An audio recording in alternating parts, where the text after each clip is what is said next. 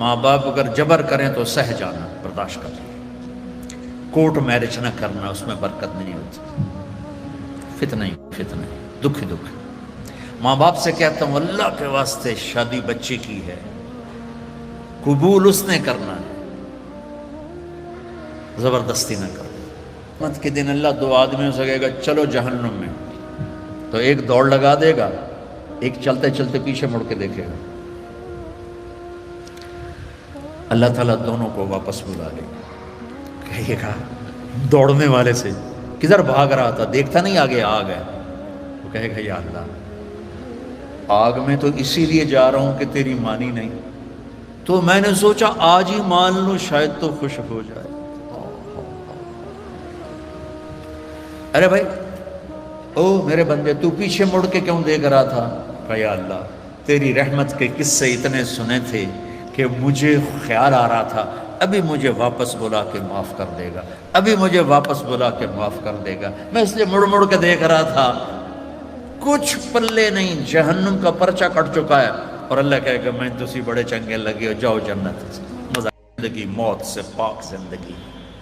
اس یہ بیس کر عبادتیں بڑی تھوڑی سی ہیں، 5 نمازیں ہیں، پڑھنے میں کیا دیر لگتی، تم بھاگتے دوڑتے ہو، تمہارے کلاسز ہو رہی ہیں، چلو خالی فرض ہی پڑھ لیا کرو، سنتیں لمبی ہو جائیں گی، فرض پڑھ لو، لیکن فرض صرف 17 ہے، صرف 17، جس پر پکڑ ہوگی نا وہ صرف 17 رکعتیں ہیں، یہ جس پر دیا جائے گا وہ 17 ہیں، 2 فرض صبح کے، 4 ظہر کے، 4 عصر کے، 3 مغرب کے، اور 4 عشاء کے۔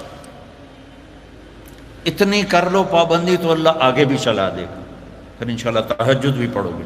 تو عبادات 5 نمازیں، سال کے بعد 30 روزے، زکوٰۃ اور حج مالدار کے لیے ہے، غریب یا میڈیوکر کے لیے نہ زکوٰۃ ہے نہ حج ہے۔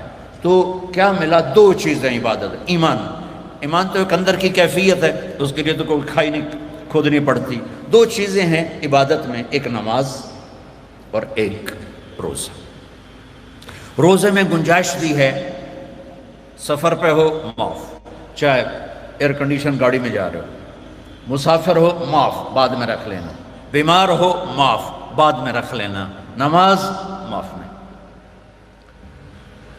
مجھے ہارٹ اٹیک ہوا تو مجھے ہلنے نہیں دیتے تھے، یقیناً ایسے ہوتا ہے، تو میں نماز کیسے پڑھتا تھا؟ لیٹ اللہ اکبر، اور جب رکوع کرنا ہوتا تو بس آنکھ کا اشارہ ایسے کر دیتا تھا، جب سجدہ کرنا ہوتا تو تھوڑی سی گردن نیچے جھکا دیتا تھا۔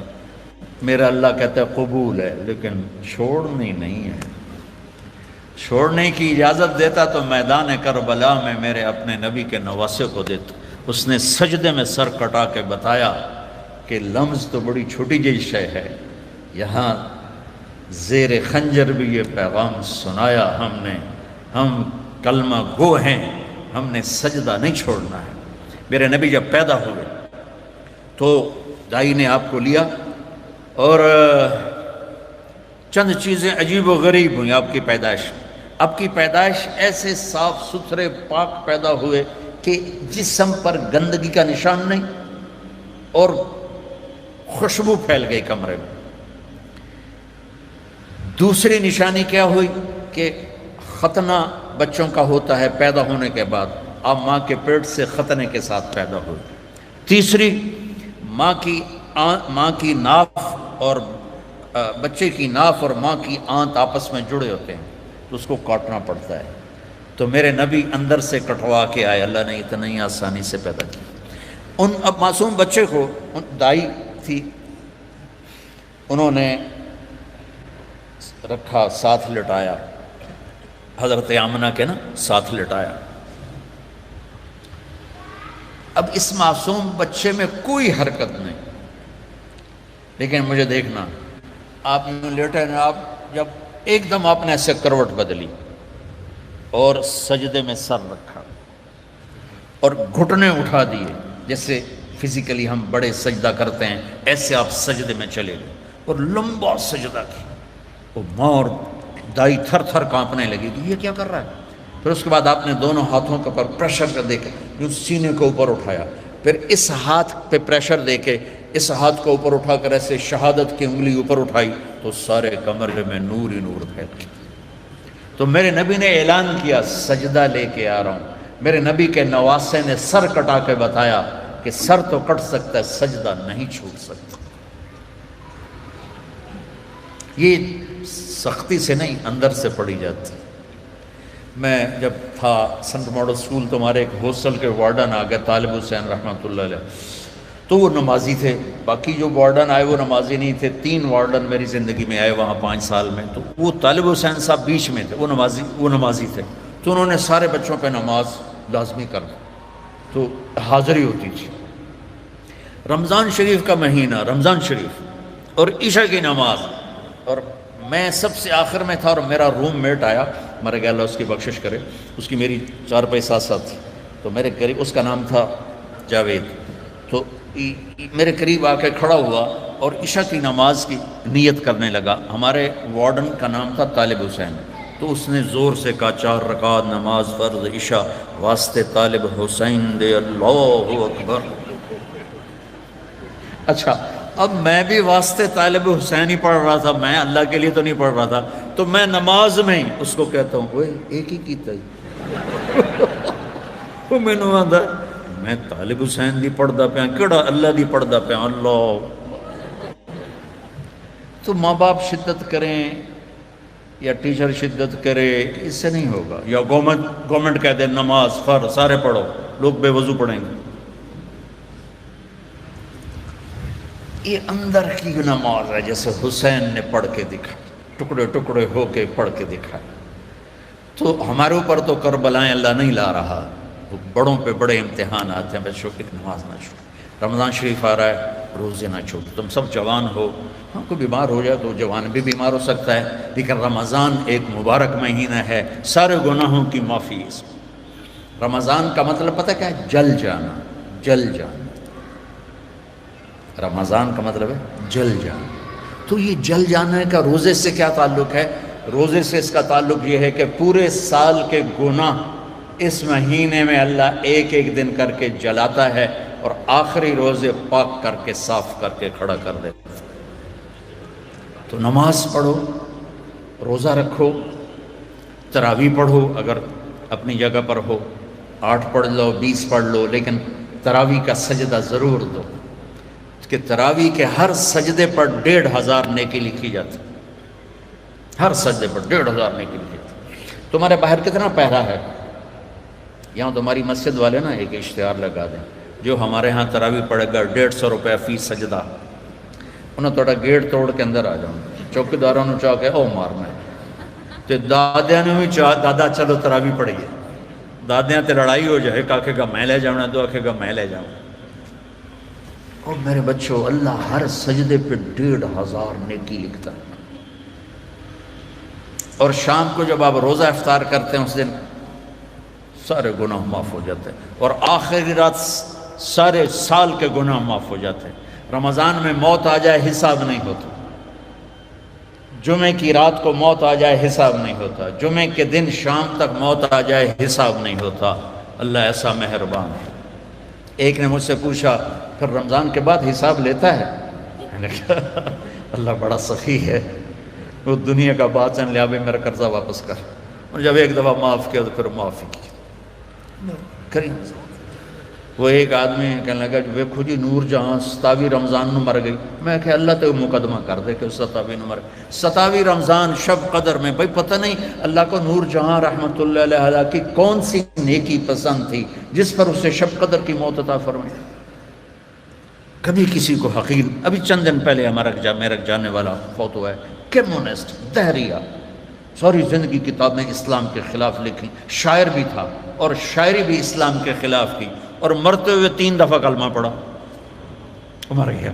اب بتا اللہ کو اتنی ساری نافرمانی کے بعد کیا چیز اس کو اللہ نے دیکھی اور پسند کی کہ موت پر اسے کلمہ نصیب فرماتی۔ تو کبھی کسی کو حقیر نہ جانا۔ اور دوسرا رخ ہے نبی کی زندگی کا، وہ میں پہلے سے لے کے آ رہا ہوں، اچھے اخلاق۔ اپنے گھروں کو خوبصورت بناؤ۔ کتنا شوق ہوتا ہے بچیوں جب شادی ہوتی ہے کہ میرے گھر کی ڈیکوریشن ہو، ایسا کچن ہو، ایسا ڈائننگ ہو، ایسا بیڈ روم ہو، ایسا ڈرائنگ روم ہو، تو اپنے گھروں کو اگر سجانا ہے تو بچوں اچھے اخلاق سے سجو۔ دیکھو بیٹی کو رخصت کرنا آسان نہیں ہوتا ہے، ہم نے 2 بیٹیاں رخصت کی ہیں، آج تم کسی کی بیٹی کو گھر لے کے جا رہے ہو، قربانیاں یہ دیتی ہیں، تم تو اس کو گھر سے نکال کے لے جا رہے ہو، یہ اپنے ماں باپ کو چھوڑتی ہے، یہ بہن بھائیوں کو چھوڑتی ہے، یہ اپنی سہیلیوں کو چھوڑتی ہے، اپنی روٹین چھوڑتی ہے، اور سسرال کی روٹین میں اسے سیٹ ہونے میں وقت لگتا ہے، لیکن چوتھے دن ساساں دی یہ تا دل ہی نہیں لگتا پہ، یہ تو ماں نو ہی فون کیتی جاندی، ماں نو ہی فون کیتی جاندی۔ ابھی 2 دن پہلے کیس آیا میرے پاس کہ جی مجھے کہتے ہیں یہ تو ماں سے ہی باتیں کرتی رہتی ہے، جس نے جنا ہے اس کا کوئی حق نہیں۔ کہ بیٹا بالکل حق۔ تو آپ انڈونیشیا کا کلچر ہے کہ بچے کی شادی ہو کر بچی کے گھر جاتے ہیں، چونکہ وہاں لڑکیاں اتنی زیادہ ہیں کہ وہاں مقابلہ ہوتا رہتا ہے، تو وہاں بچے کی رخصتی ہوتی ہے، یہاں آپ بچیوں کی رخصتی ہوتی ہے۔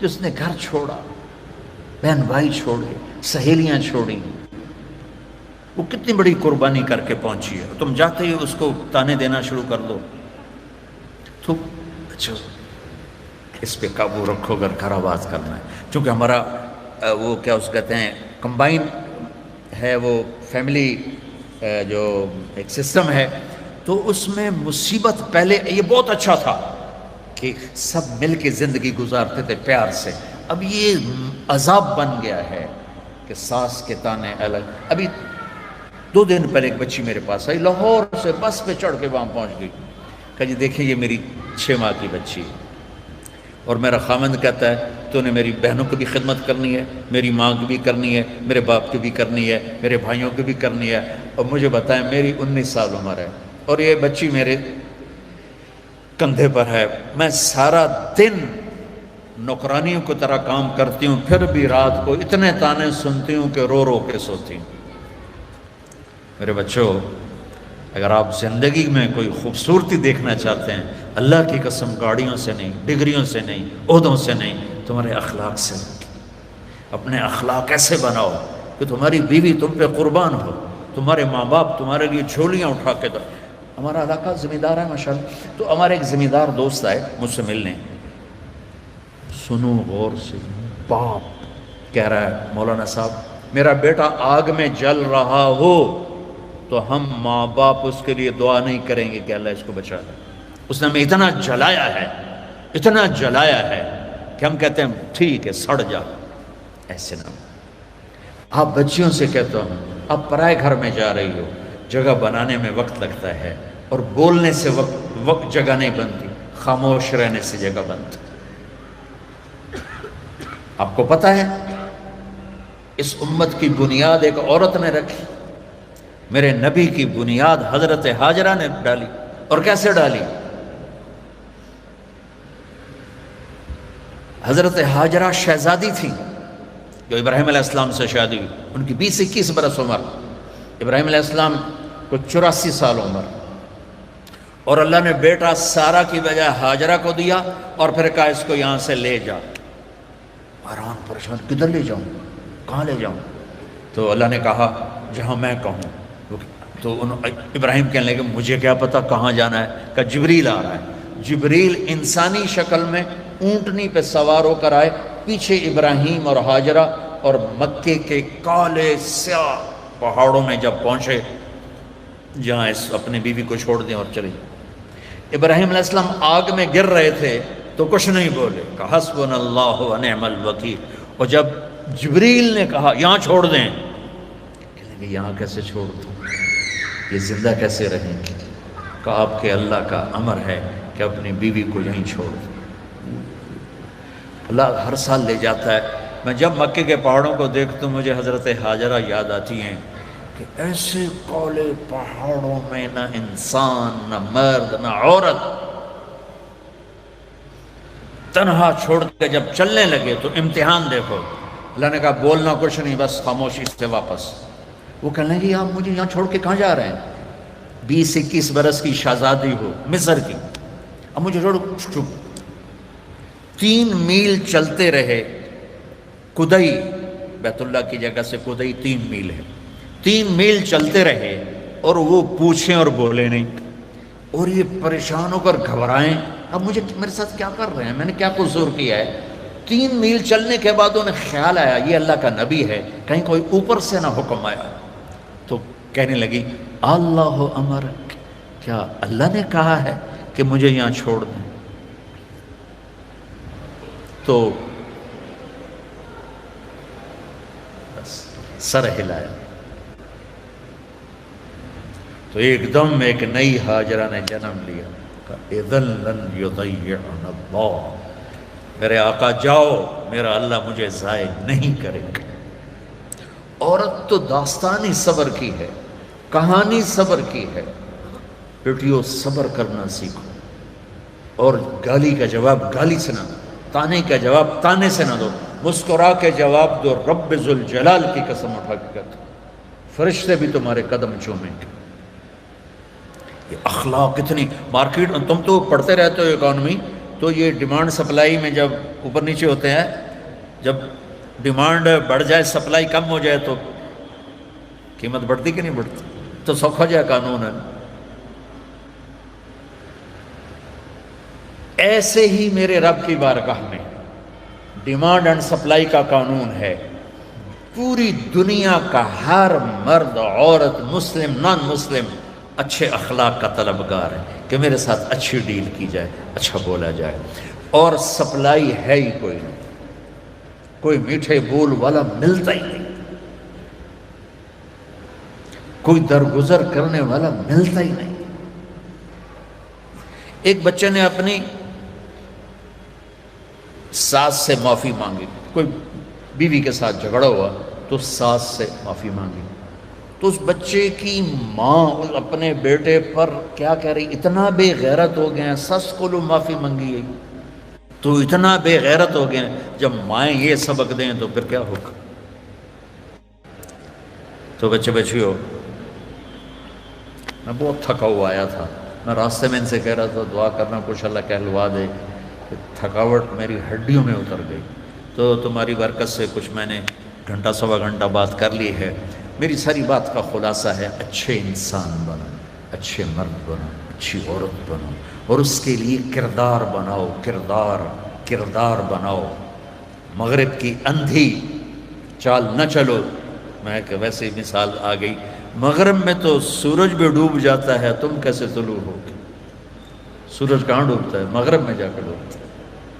وہ ڈوبنے کی جگہ ہے، ابھرنے کی جگہ مشرق ہے، جس کی تہذیب، آپ چلے جاؤ ہمارے ادھر تھر پار کر، وہاں سب ہندو رہتے ہیں، آپ دیکھو گے ہندو عورت کا نقاب یہاں تک ہوگا، چونکہ وہ پانی بھرنے جاتی ہیں، باہر جاتی ہیں اور اپنی مزدوری بھی کرتی ہیں، تو ان کا نقاب یہاں تک، یہ حالانکہ وہ تو ہندو ہے، یہ ہماری مشرق کی تہذیب ہے۔ تو آپس میں کوئی لڑے ہوئے ہو، صلح کرنا، کوئی لڑائی جھگڑا ہو ہی جاتا ہے، جوان ہو، صلح کرنا۔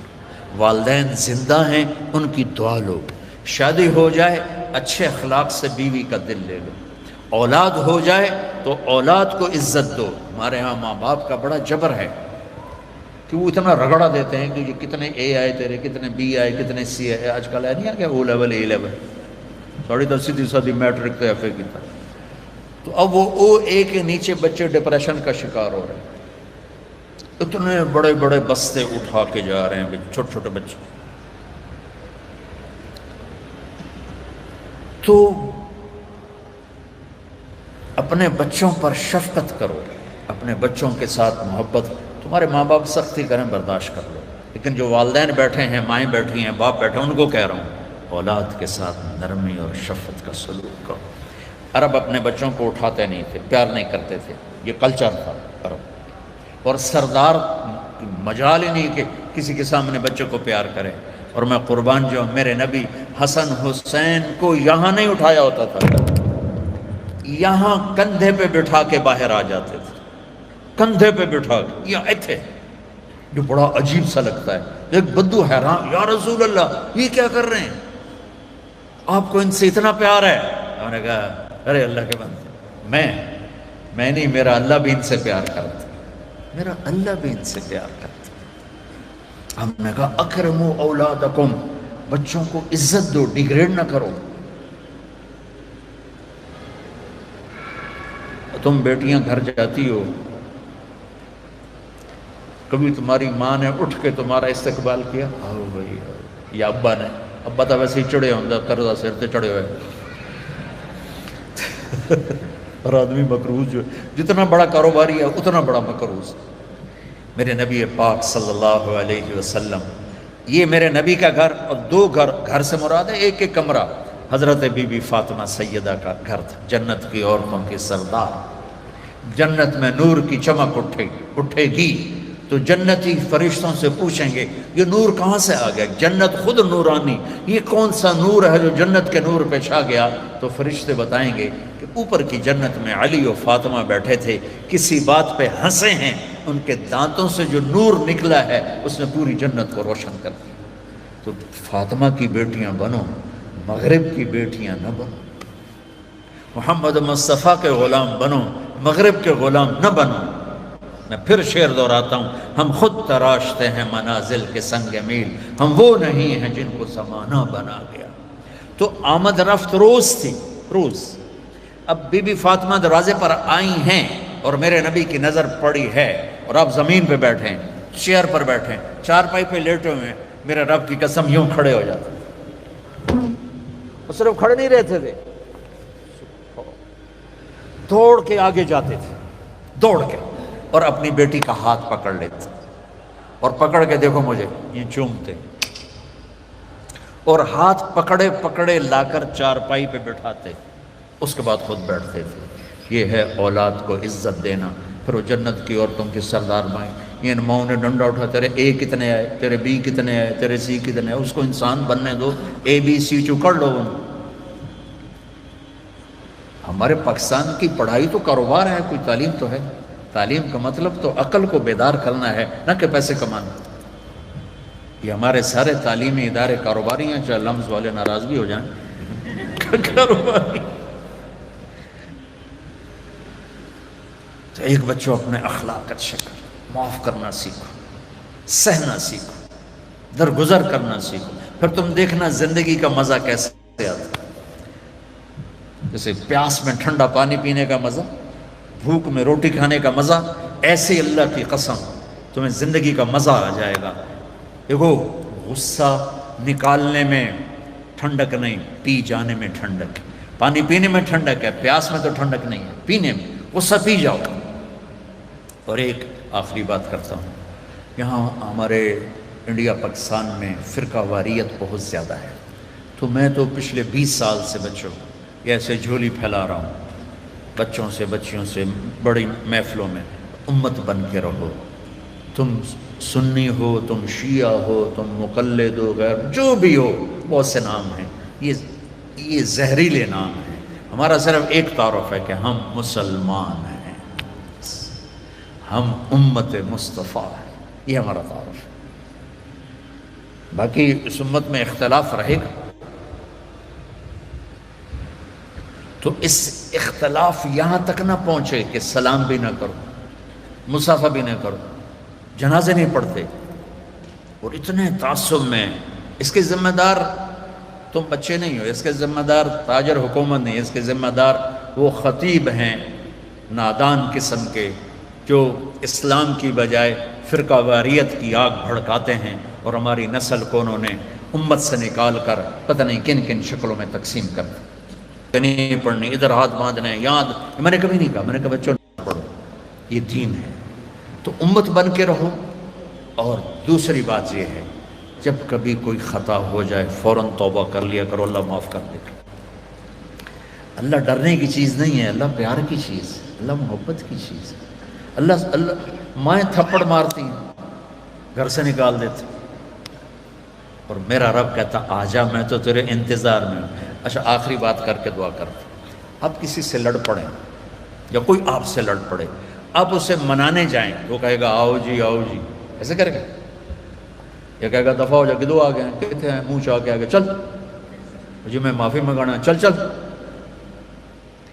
میری فیملی میں دو بزرگ میرے مطلب سگے چچا تو نہیں، تھوڑا سا ایک فاصلے سے سیکنڈ چچا، وہ دونوں بھائی آپس میں لڑ پڑے، اور اتنا لڑ پڑے کہ گالی گلوچ پہ آ گئے۔ وہ تھے بھی دونوں 70+۔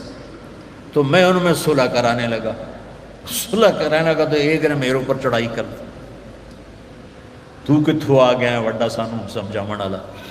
وہ بہت ہی ناراض ہو گیا، تو میں ان کو منانے گیا۔ میں نے اپنا ملازم بھیجا، دیکھو میاں صاحب ہیں۔ تو میاں صاحب نے جب دیکھا نا کہ میرا نوکر ہے تو اٹھ کے ڈیرے میں چلے گئے کہ لگتا ہے طارق جمیل آمنا ہے۔ ڈیرے میں چلے گئے، بھئی ادھر تو سب لوگ ہوتے ہیں، تیتھے تو نہیں آوے گا۔ تو میں گیا تو میں نے پوچھا چاچا کتھے؟ کہ جو تو ڈیرے چلے گئے۔ میں ڈیرے چلا گیا، وہاں وہ لیٹے ایک نوکر دبا رہا، تو میں نے جا کے پاؤں پکڑ لی، میں کہا چاچا معافی دے دے، نکل جائے تو میں معاف نہیں کروں۔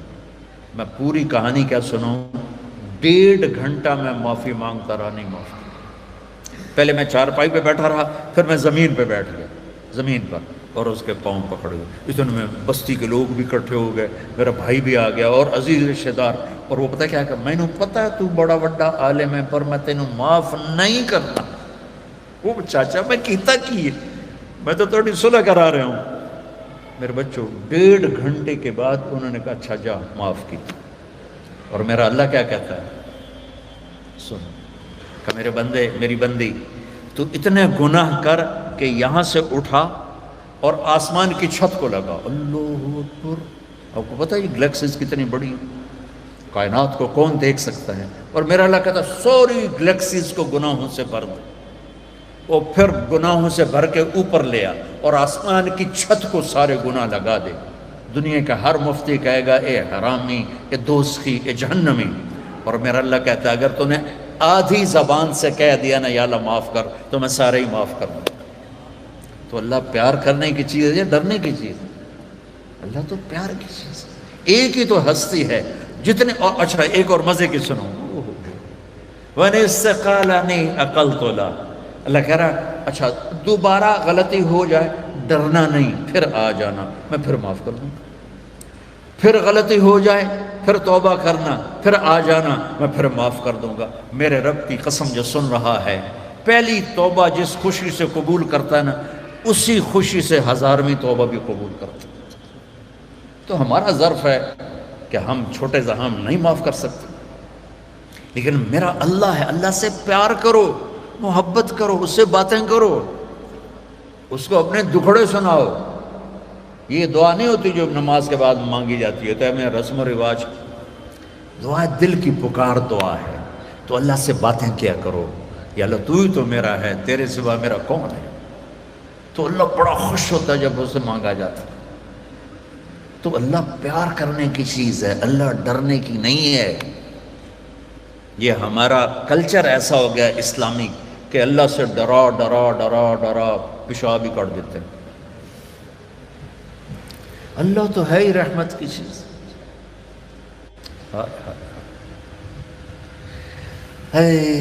قیامت کے دن اللہ 2 آدمیوں سے کہے گا چلو جہنم میں، تو ایک دوڑ لگا دے گا، ایک چلتے چلتے پیچھے مڑ کے دیکھے گا۔ اللہ تعالیٰ دونوں کو واپس بلا لے گا، کہے گا دوڑنے والے سے کدھر بھاگ رہا تھا، دیکھتا نہیں آگے آگ ہے؟ وہ کہے گا یا اللہ آگ میں تو اسی لیے جا رہا ہوں کہ تیری مانی نہیں، تو میں نے سوچا آج ہی مان لوں شاید تو خوش ہو جائے۔ ارے بھائی او میرے بندے تو پیچھے مڑ کے کیوں دیکھ رہا تھا؟ کہ یا اللہ تیری رحمت کے قصے اتنے سنے تھے کہ مجھے خیال آ رہا تھا ابھی مجھے واپس بلا کے معاف کر دے گا، ابھی مجھے واپس بلا کے معاف کر دے گا، میں اس لیے مڑ مڑ کے دیکھ رہا تھا۔ کچھ پلے نہیں، جہنم کا پرچہ کٹ چکا ہے، اور اللہ کہے گا میں تسی بڑے چنگے لگے ہو، جاؤ جنت سے، مزہ کیا۔ بچوں اللہ پیار کرنے کی چیز ہے، اللہ ڈرنے کا نہیں، پیار کا۔ ہاں ہاں ڈر ہے کہ ہم اس کی نافرمانی نہ کریں، کہیں ہمیں اللہ کی پکڑ میں نہ آ جائیں، لیکن وہ تو پیار کی چیز، محبت کی چیز۔ تو آپس میں صلح محبت سے رہو، اور اپنی شادیاں ماں باپ کے حوالے کرو. بے شک اللہ نے بچیوں کو اختیار دیا، اس لیے کہ یہ کہتی ہے قبول کیا، آپ کہتے ہیں قبول کیا، والدین نہیں کہتے. لیکن ہمارا کلچر ایسا ہے کہ ماں باپ اپنے بچے بچی کی چھوٹی چھوٹی خواہشیں پوری کرتے ہیں، جب سب سے بڑی خواہش آتی ہے تو ذبح کر دیتے، ایسے ہی کرنی ہے بس، نہیں کرنی تو دفع ہو جاؤ. یہ دیہاتوں میں تو 110% یہی چل رہا ہے. شہروں میں پڑھے لکھے طبقے میں شاید کچھ آ گیا ہو، لیکن شہروں میں بھی جو اکثریت ہے ماں باپ وہ شادی پہ اڑ جاتے ہیں، نہیں اسی اتنے نہیں کرنا، یہ تو پلے کچھ نہیں، یہ تو غریب لوگ ہیں، یہ تو ارائی نہیں، اسی تو ارائی ہیں، ایک تو جٹ بٹ نٹ پتہ نہیں کی مصیبت بن گئی. ہائے ہائے ہائے ہائے، آخری واقعہ سنا کے تو کرا لیتے. دیکھو آپ سے کہتا ہوں، ماں باپ اگر جبر کریں تو سہ جانا، برداشت کرنا. کورٹ میرج نہ کرنا، اس میں برکت نہیں ہوتی، فتنہ ہی فتنہ، دکھ ہی دکھ. ماں باپ سے کہتا ہوں اللہ کے واسطے شادی بچے کی ہے، قبول اس نے کرنا ہے، زبردستی نہ کرو. دیکھو اگر ایک لفظ لڑکی کہے میں نے قبول نہیں کیا تو نکاح ختم. قبول کیا اس لفظ کے ساتھ ورڈنگ ہے، یا تمہاری بچی سائن کر دے تو ٹھیک ہے، لیکن لڑکے کے سائن نہیں چلیں گے. وہ کہے گا قبول کیا تو تب شادی ہوگی. ہمارے گاؤں کا بچہ بسوں میں جا لگا کنڈکٹر کے طور پر، کلینر اور وہ صفائی کرنے والا. بسوں پہ زندگی گزر گئی، جوان ہوا، اس کی شادی ہونے لگی. اب اس نے استاد جی آن دے ہو، استاد جی جان دے ہو، استاد جی کٹ لو، یہ آپ کبھی بسوں میں چھوڑے ہو تو آپ کو اندازہ ہو، آن دے ہو آن دے ہو آن دے ہو. وہ پیچھے جب بیک کر رہے تھے، جان دے ہو جان دے ہو جان دے ہو، جب آ گیا تو اب اس کا نکاح ہو رہا. یہ میں لطیفہ نہیں، سچا واقعہ سنا. مولوی صاحب نے کہا ہاں بھائی زینب بنت اسلم نو تیرے نکاح دیتا 5000 مہر تو قبول کیتا. تھوڑی دیر چپ رہے ہیں، کہنا جی آن دے ہو. اس کا بھائی پاس بیٹھا تھا، اس نے کون نہیں ماری، جی جان دے ہو.